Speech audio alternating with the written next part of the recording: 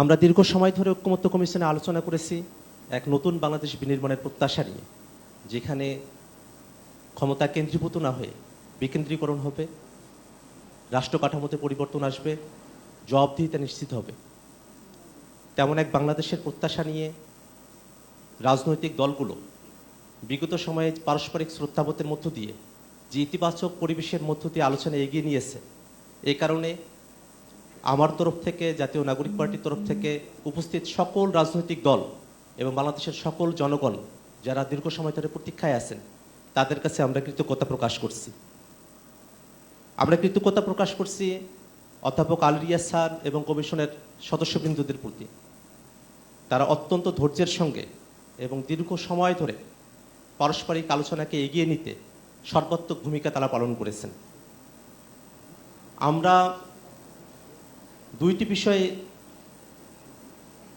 এই বিষয়গুলোতে আমরা আলোচনা করেছি, যার একটি অংশ ব্যাপারে আমরা একমত যে যেগুলো সংবিধানের সঙ্গে সম্পর্কিত নয় সেগুলো এই সরকারের সময় থেকেই অর্ডিন্যান্স অথবা সরকারের এক্সিকিউটিভ অর্ডারের মাধ্যমে বাস্তবায়ন করা সম্ভবপর। কিন্তু রাষ্ট্র কাঠামোর এমন অনেকগুলো বিষয় নিয়ে যেগুলো সংবিধানের সঙ্গে ওতপ্রোতভাবে জড়িত আমরা কথা বলেছি, তাতে সংবিধানের মৌলিক অনেকগুলো জায়গাতেই বড় ধরনের পরিবর্তন আসবে।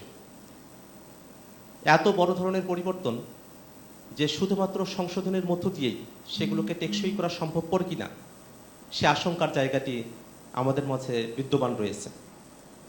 যেহেতু বাংলাদেশে ইতিপূর্বেও হায়ার কোর্টে সংশোধনী চ্যালেঞ্জ হওয়ার মতো পরিস্থিতি তৈরি হয়েছে এবং সেগুলো বাতিল হয়েছে, সেক্ষেত্রে আমরা সংবিধানে যে মৌলিক পরিবর্তনগুলো নিয়ে এসেছি সেগুলোকে কিভাবে টেকসই এবং কার্যকর করা যায় সেই ব্যাপারে রাজনৈতিক দলগুলোর প্রতি আমরা উদাত্ত আহ্বান রেখেছি পদ্ধতি বাতলে দেওয়ার ক্ষেত্রে।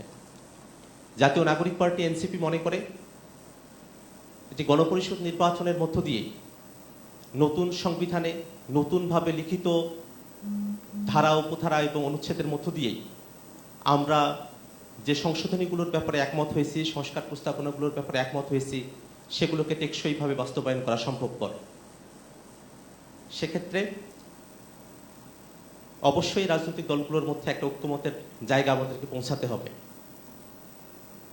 ঐক্যমত্য কমিশন দীর্ঘ সময় ধরে আলোচনা করেছেন, আমরা প্রায় শেষ প্রান্তে এসে পৌঁছে গেছি। এখন বাস্তবায়নের বিষয়ে চূড়ান্ত হওয়ার পালা। আমরা ঐক্যমত্য কমিশনের মাননীয় সভাপতি